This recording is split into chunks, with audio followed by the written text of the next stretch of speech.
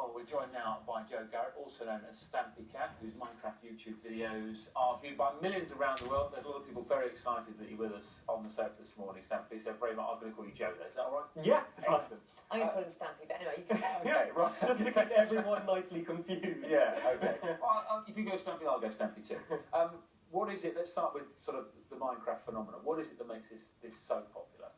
I think the reason it's become so popular is, I think, something that people don't talk about too much is the social side of it. I think the community that's built around the game has just elevated it so high, and the fact that it's not a case of you going home and just playing a game by yourself. You're going home, you're going online, and you're playing with your mates, and you're kind of just hanging out and doing whatever you want in a virtual world. People are just literally just playing normal games like hide and seek and stuff inside of a game, and you don't get that in many other games. So the changes to it mean that you'll be able to play on different devices. How significant are the changes, and what difference will it make? So the differences are quite significant. So basically, what they're doing essentially is bringing the Pocket Edition, which is the version which is on mobile devices. There's a version of that on Windows 10 now, and they're bringing that version to both Xbox One and Nintendo Switch. And that is essentially the same version, so they can all play together. Because at the moment, there's loads of different versions of Minecraft on different consoles and different platforms, and they're all similar, but they're all slightly different. This is kind of the first step to having just one version of Minecraft. They can all play together. It's the same game, no matter what you're playing on. Loads of questions coming in for you on this, and generally on these sort of changes. Leopard says, I'm worried, Stampy, that young children will have to see words or phrases they shouldn't when these changes come into force. How can they stop Mojang from doing that? So one of the big differences with this new version, which is coming to consoles, is the old version, when you're playing online, you either can only play with people that you're already friends with, they're on your friends list on the console, or you play basically mini-games online where you just kind of play a game and you're just simply playing it, there's no communication. This new version has servers on it, and I say new version, it's kind of the mobile version which is out already. So this version has servers so you can kind of chat to people online. There are, you can turn that chat completely off. There are settings you can do, on the consoles where you could restrict playing online completely, or, restricting all online communication. But kind of as it is by default, you can communicate to just whoever you want on the servers. And therein lies some of the problems, at least from sort of parental point of view, that children might be talking to other people that they don't know, adults, for example. Can you see those concerns? Yeah, definitely. And from playing on servers myself, I've seen, situations which, I know shouldn't be going on. And, there are moderators on the servers, they can ban certain words, but, people can always get around those things. The game is just so big and so open, it's kind of almost impossible to police at this point. What do you do? I mean, I'm a parent and my children have played this game. Do you think that parents are sort of uneducated about it? And how would we know what's going on? Do we need to be playing the game, or what would you recommend?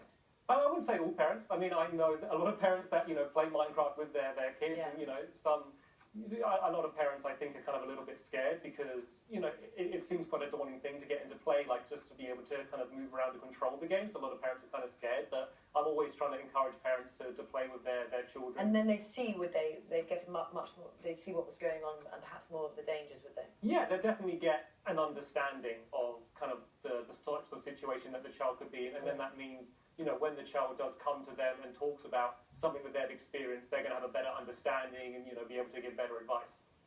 Okay, there you go. You heard it from Stampy himself, and you're going to be doing plenty more for us on our Facebook site as well. So a bit more advice and a bit more information for anyone who's concerned about these changes. Yeah, cool. Thank you very much. Thank you. Thank you. Great to meet you. And the first named storm of the season, she's called Eileen, has brought Aileen actually.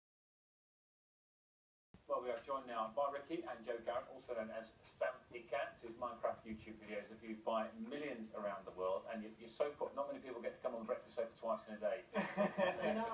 You've been demanded back.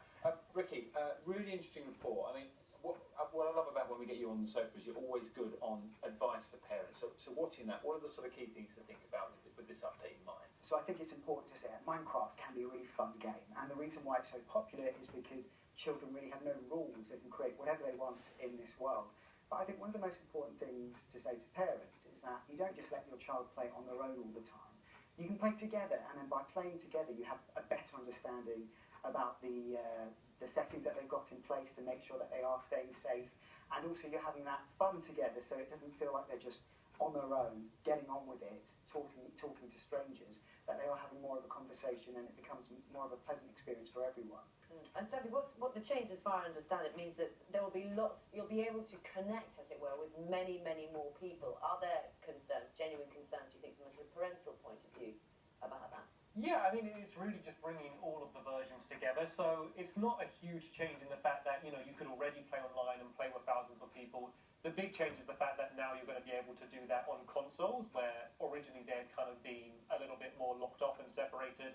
But also in the update, they are adding a whole bunch of new security features to the game and safety features. For example, now, no matter what device you're on this version, you have to sign into Xbox Live, which means you have, you know, an account and you can block a particular person, whereas before you could kind of go on a little bit anonymously. And one of the things I've been struggling with is people would join on a server and then put their name the same as my username and dress up like me, and people would tweet me saying, I had great fun playing with you today, and I'd be like, but I wasn't playing today. You know, they could have said anything to them, but that is something that, you know, they aren't going to be able to do in the future. And the language used sometimes on these games isn't very simple, so if you don't know your realms from your servers, you're not going to know necessarily how to change some of these settings. Louise, you're looking a bit confused. Yes.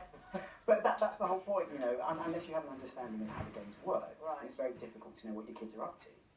Loads of questions coming in for you, Stampy. And I think what's interesting on this is we're talking about Minecraft, but there's lots of sort of general concerns which work across all sorts of games. Rosie said, what's the best thing to do when someone is bullying you online? How do you keep yourself safe from cyberbullying? I mean, general rules for that sort of thing would be really handy. So a great thing to do is immediately just take a screenshot of it. Even if you just get your phone, take a picture of the screen, and then you kind of have it on record.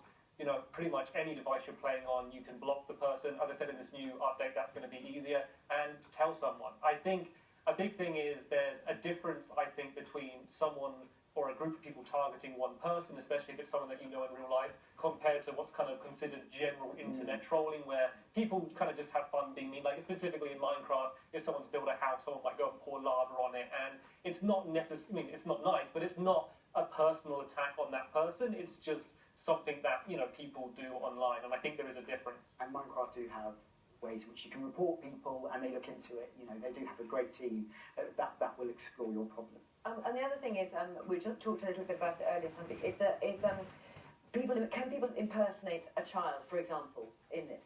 Yeah, I mean, there's no way, when you see the characters in the game, you just see the character and then a username above them. You know, you have no idea who is, you know, behind the person controlling it. And that could be the same in any other game, couldn't it? Yeah, of course. I mean, the thing with Minecraft is just that it's just so big, and there's just so many servers, and because, you know, in exception from Realms, which are kind of official private servers run by Microsoft, the servers aren't, you know, generally official. You know, anyone can set up a server. You know, literally, you type in an IP address and you log on, and you know they're generally run by individuals or private companies. And up until now, the onus has really been completely on the server owners to moderate the server. And it's not just Minecraft. We've heard stories at Newsrun as well of kids who've had problems on Roblox, which is another big game that lots of young kids are playing, being bullied on there or having bad experiences.